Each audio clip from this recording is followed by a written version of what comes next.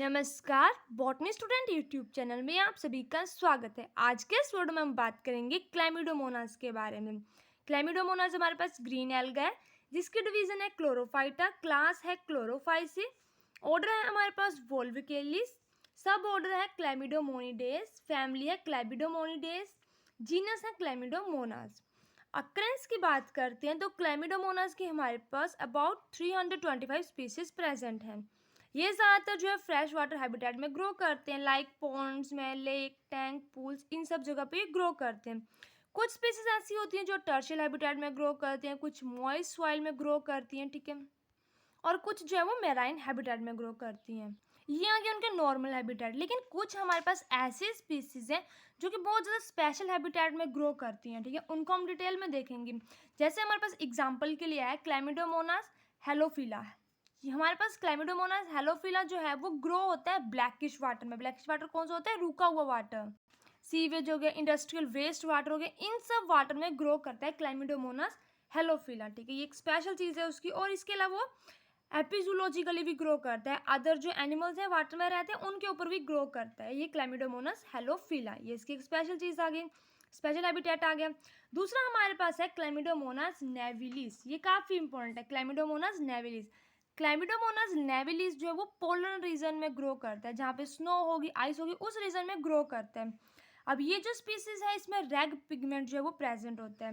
Red pigment हमारे पास कौन सा है? हिमेटोक्रोम।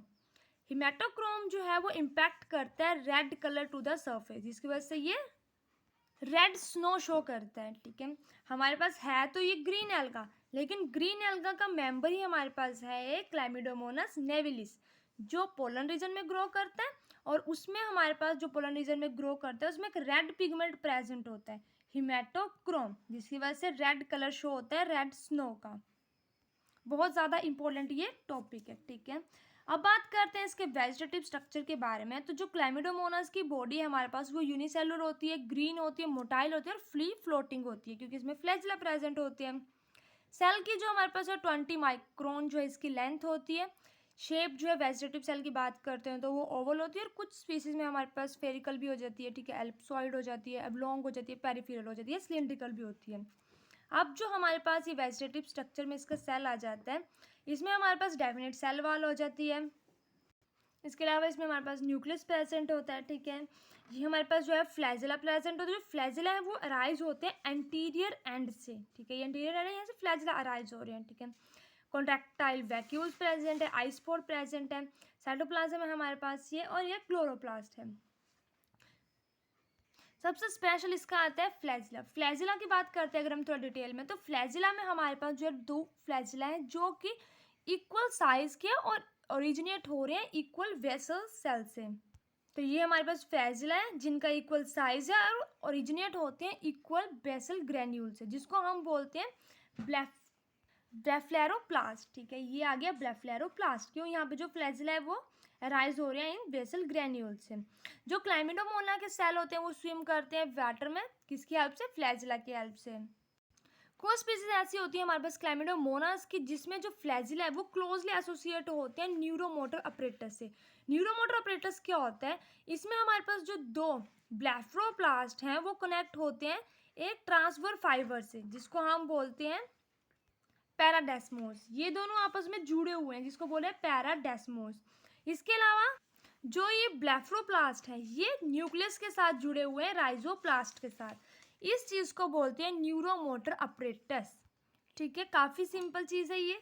फ्लैजिला आ गए, दोनों के दोनों जो है कहाँ से ओरिजिनेट हो रहे हैं? फ्लैजिला हमारे पास ब्लेफरोप्लास्ट से, और ब्लेफरोप्लास्ट आपस में जुड़े हुए हैं पैराडेस्मोस से। पैराडेस्मोस के द्वारा जो ये ब्लेफरोप्लास्ट है ये न्यूक्लियस से जुड़ा हुआ है राइजोप्लास्ट के द्वारा। इतनी सी चीज़ है। न्यूक्लियस में हमारे पास सेंट्रोसोम्स हैं, ठीक है। तो इसको पूरे के पूरे को बोलते हैं न्यूरोमोटर अपरेटस, जो कि कुछ स्पेशल स्पीसीज में हमारे पास जो है वो प्रेजेंट होता है क्लैमिडोमोनास की। इसके अलावा हमारे पास जो वेजिटेटिव सेल की बात करते हैं तो हमारे पास जो है क्लोरोप्लास्ट होता है। क्लोरोप्लास्ट जो है सिंगल होता है, लार्ज मैसिव कप शेप का हो जाता है, ठीक है। अलग अलग शेप का भी हो सकता है कई बार कई स्पीसीज में, जैसे रेटिकुलेटेड होता है हमारे पास क्लैमिडोमोनास रेटिकुलेटा में, लैमिनेटेड होता है क्लैमिडोमोनास मैकिकोला में, एच शेप होता है क्लैमिडोमोनास वेसिलेटेड में एक्सिलरिया, सेलिएट होता है क्लैमिडोमोनास सैलिडिनिया में, ठीक है। उसके अलावा डिस्क शेप होता है हमारे पास क्लैमिडोमोनास अल्पिनिया में। इसके अलावा जो हमारे पास क्लोरोप्लास्ट होता है उसमें पायरेनॉइड की एसोसिएशन हो जाती है कुछ स्पीसीज में, ठीक है। कुछ स्पीसीज में एक ही पायरेनॉइड होता है और कुछ स्पीसीज में एक से ज़्यादा पायरेनॉइड हमारे पास प्रेजेंट होते हैं क्लैमिडोमोनास में, और कुछ में होता ही नहीं है पायरेनॉइड एसोसिएटेड क्लोरोप्लास्ट के साथ। पायरेनॉइड के बारे में आ गया, क्लोरोप्लास्ट के बारे में आ गया। सेंटर में न्यूक्लियस है। इसके अलावा हमारे पास कॉन्ट्रैक्टाइल वैक्यूल्स भी प्रेजेंट है। जो कॉन्ट्रैक्टाइल वैक्यूल्स है वो प्रेजेंट होते हैं हमारे पास interior end of the cell, जहाँ पे फ्लैजिला है वहीं पे हमारे पास कॉन्ट्रैक्टाइल वैक्यूल्स प्रेजेंट है। ये जो है वो एक्सक्रीटरी फंक्शन हो जाते हैं। ये करते क्या है हमारे पास, कॉन्ट्रैक्टाइल वैक्यूल्स जो है वो ग्रेजुअली इनलार्ज हो जाते हैं, सडनली कोलैप्स हो जाते हैं और डिस्चार्ज करते हैं कंटेंट्स इनटू द मीडियम। जो भी चीज़ बाहर की है उसको अंदर या अंदर की चीज़ बाहर करने का काम करता है कॉन्ट्रैक्टाइल वैक्यूल्स। और न्यूक्लियस है हमारे पास, तो न्यूक्लियस जो है वो सिंगल है, लार्ज हो जाता है, प्रोमिनेंट न्यूक्लियस होता है, ठीक है। हेलाइन पोर्शन में प्रेजेंट होता है साइटोप्लाज्म के।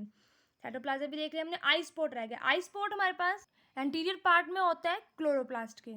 ये ओवल भी हो सकता है और लीनियर या सर्कुलर शेप का भी हो सकता है, ठीक है। तो ये पूरा का पूरा वेजिटेटिव स्ट्रक्चर जो क्लैमिडोमोनास का ये कंप्लीट हो गया। हमने हर पार्ट के बारे में देखा। सबसे इंपॉर्टेंट इसमें क्या आ जाता है, जो इसका फ्लैजिला है, ठीक है, न्यूरोमोटर अपरेटस होता है उसमें, उसके बारे में हमने पढ़ा, ठीक है। तो हमारी आज की वीडियो थी जिसमें हमने अक्रेंस और वेजिटेटिव स्ट्रक्चर देखा क्लैमिडोमोनास का, ठीक है। इसी के साथ हमारी वीडियो कंप्लीट होती है। इस वीडियो की पीडीएफ आपको हमारे टेलीग्राम चैनल बॉटनी स्टूडेंट पे मिल जाएगी। इसी के साथ अगर आपको हमारी वीडियो अच्छी लगी तो प्लीज़ हमारी वीडियो को लाइक करें, चैनल को सब्सक्राइब करें। Thank you.